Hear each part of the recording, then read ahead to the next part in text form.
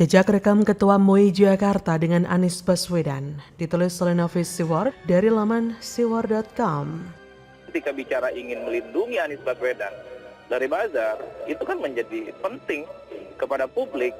Ini MUI kok tiba-tiba menjadi partisan gitu ya. Kenapa MUI tiba-tiba bicara tentang politik? Kenapa bicara tentang Anies ini sukses ataupun tidak untuk disampaikan ke publik? Mestinya yang dibicarakan oleh MUI itu adalah bagaimana menjaga akhlak politik gitu ya, para elit-elit itu dengan imbauan-imbauan dan fatwanya. Bagaimana MUI Jakarta misalnya membentengi fenomena yang saya kira cukup menyeramkan dalam tanda kutip di Jakarta.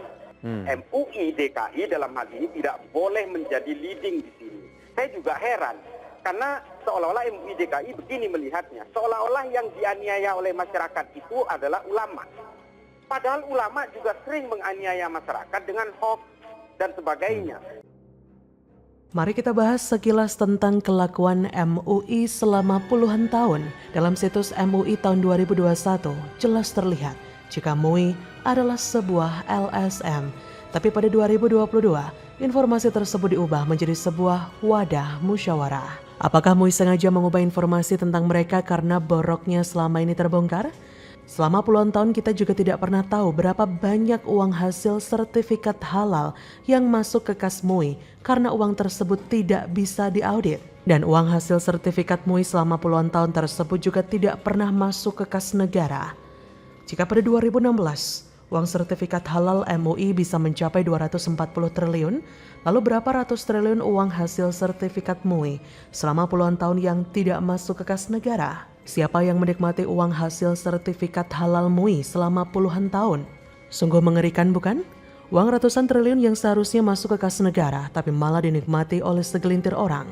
Makanya tidak heran jika ada petinggi MUI seperti Anwar Abbas yang sudah puluhan tahun ada di dalam MUI sekarang nyinyir Presiden Jokowi. Tanya kenapa? Karena hanya Presiden Jokowi lah yang berani membuat aturan baru tentang otoritas penerbitan sertifikasi halal. Pada 17 Oktober 2019, otoritas penerbitan sertifikasi halal dialihkan dari MUI kepada Kemenak melalui Badan Penyelenggara Jaminan Produk Halal (BPJPH). Jadi jelas uang tersebut akan masuk ke kas negara. Jika Anwar Abbas mengatakan Presiden Jokowi cukup 2 periode karena rakyat sudah muak, kita balik bertanya, rakyat yang mana? Kita malah muak dengan kelakuan mereka yang mengklaim dirinya oknum ulama, tapi menikmati uang sertifikat halal selama puluhan tahun yang harusnya masuk ke kas negara. Begitu juga dengan kelakuan Ketua MUI Jakarta yang bernama Munahar Mukhtar. Pada 2001 lalu, Ketua MUI Jakarta itu membentuk Cyber Army untuk membela Anies Baswedan. Sekilas MUI Jakarta mau dimanfaatkan menjadi alat politik oleh ketuanya demi kepentingan Anies. Dan petinggi MUI pusat seperti Anwar Abbas malah mendukung kebijakan MUI Jakarta dengan dalih demi kebaikan. Apakah ini karena MUI Jakarta menerima hibah dari Pemprov DKI sebesar 10 miliar rupiah setiap tahun?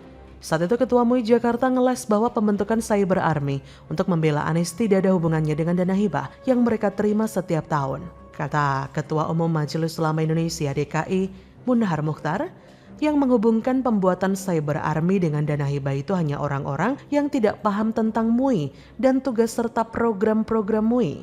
Dan sekarang ocehan Ketua MUI Jakarta yang dulu ngeles membela Anies tidak ada hubungan dengan dana hibah 10 miliar semakin terlihat benang merahnya. Apa mungkin Ketua MUI Jakarta mau membela Anies secara gratis? Seorang Ketua MUI Jakarta yang masih aktif malah menjadi relawan pemenangan Anies Baswedan. Ia menjadi Ketua Dewan Pembina Barisan Pecinta dan Relawan Anies Baswedan atau Baperan untuk Pilpres 2024. Kalau kita lihat dalam akun Instagramnya memang benar dia simpatisan berat Anies Baswedan.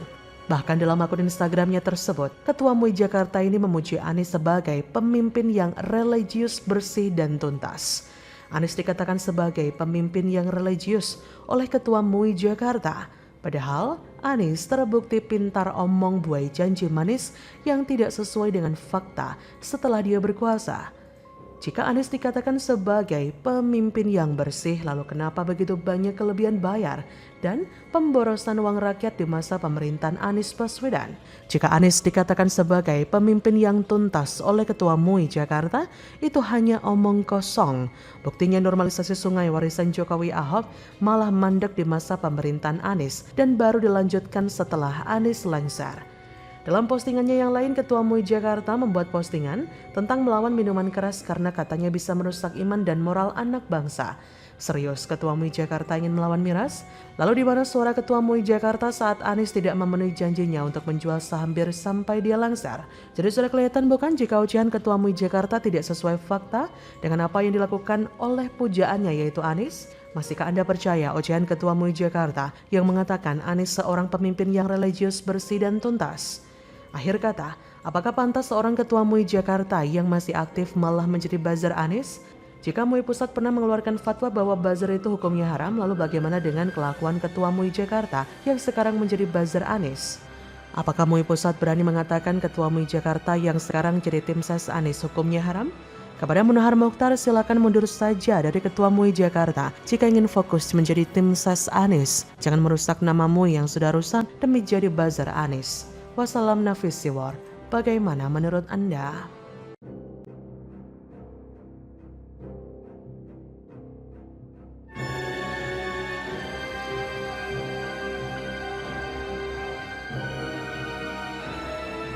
Anies ditolak di Makassar, Said Didu malah senggol Ganjar. Ditulis oleh Sardi dari laman siwar.com. Politik telah dimanipulasi. Politik jadi tunggangan untuk para pejabat-pejabat yang haus jabatan. Siapa bilang Anies Baswedan tidak lagi menggunakan politik identitas seperti pada saat dia mencalonkan diri jadi gubernur DKI Jakarta tahun 2017. Beberapa kelompok Anies menolak, bahkan ada yang membantah Anies bukan tokoh politik identitas berbasis agama. Tapi itu kan penolakan yang tidak sesuai dengan realita dan fakta. Dan sekarang pada saat dia safari politik di mana-mana, orang juga mengatakan, wah Anies bukan menyebarkan politik identitas. Kata-kata Surya Paloh bahwa Nasdem akan menjaga supaya tidak terjadi politik identitas di Pilpres 2024 patut kita pertanyakan. Kita semua tahulah kalau Anies sudah dicap sebagai bapak politik identitas karena dia memenangkan kursi gubernur lewat keganasan simpatisannya yang bertarung dengan membawa-bawa agama. Said Didu menyoroti gerakan tolak kedatangan Anies oleh massa aksi di Makassar yang mengatasnamakan mahasiswa yang disebut dikendalikan oleh kubu lawan Anies. Dalam cuitannya, Said Didu menyinggung nama Ganjar yang pernah mengunjungi Makassar dan diterima baik. Said Didu juga menyinggung terkait yang disebutnya sponsor di seluruh Indonesia, asalnya dari Sulawesi Selatan. Kata Said Didu, orang paham kok siapa penggerak GP di Sulsel dan Indonesia Timur, serta salah satu sponsor dalam tanda kutip di seluruh Indonesia berasal dari Sulsel. #kode. Halah, gak usahlah play victim bela Anies, udah basi. Play victim hanya berlaku ketika mantan presiden prihatin menjalankan aksi politiknya. Saat itu masih belum banyak yang paham, sekarang semua orang sudah tahu play victim itu adalah cara basi dan sudah usang. Kenapa Ganjar diterima dengan baik? Menurut saya ya karena Ganjar belum resmi dicalonkan siapapun, bahkan oleh PDIP sekalipun.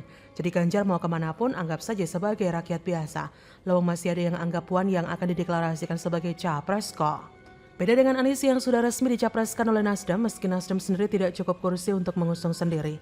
Artinya Anies terang-terangan sudah jelas ingin nyapres. Anies sudah resmi difasilitasi Nasdem, makanya bisa naik private jet dengan gampang. Wajar kalau Anies kemudian ditolak di beberapa tempat. Safari politik tapi berbalut kampanye. Di berbagai video yang beredar banyak seruan pertanyaan. Siapa presidennya, nanti pilih partai apa, bukankah itu curi start kampanye namanya? Wajar kalau kemudian ditolak dan ada yang protes. Saya rasa itu wajar. Ganjar kan tidak kampanye. Dan kalaupun nanti Ganjar dicapreskan dan kemudian keliling Indonesia, pastikan ada yang protes juga. Ada pendukung dan ada juga yang tidak senang. Itu bagian dari politik yang tidak terelakkan. Lagi pula kalau bicara soal penolakan, mari berkaca dulu deh pada Pilkada 2017. Jarod pernah mendapatkan perlakuan tidak menyenangkan saat masuk di salah satu masjid. Ada teriakan untuk tidak memilih pemimpin non-muslim. Jarod dihadang masuk. Bagaimana kalau kita kaitkan dengan Anies yang disambut baik dan tidak mendapatkan perlakuan seperti itu? Mau play victim, semua pernah mendapatkan perlakuan tidak menyenangkan. Apa yang terjadi pada Anies saat ini adalah buah dari kelakuan pendukungnya saat itu yang terlalu keras dan tidak etis dalam berpolitik. Mamam tuh politik identitas. Silakan nikmati sepuasnya karena noda itu tidak akan pernah hilang selamanya. Ternyata banyak loh yang kesal dan geram Anies ditolak oleh beberapa pihak.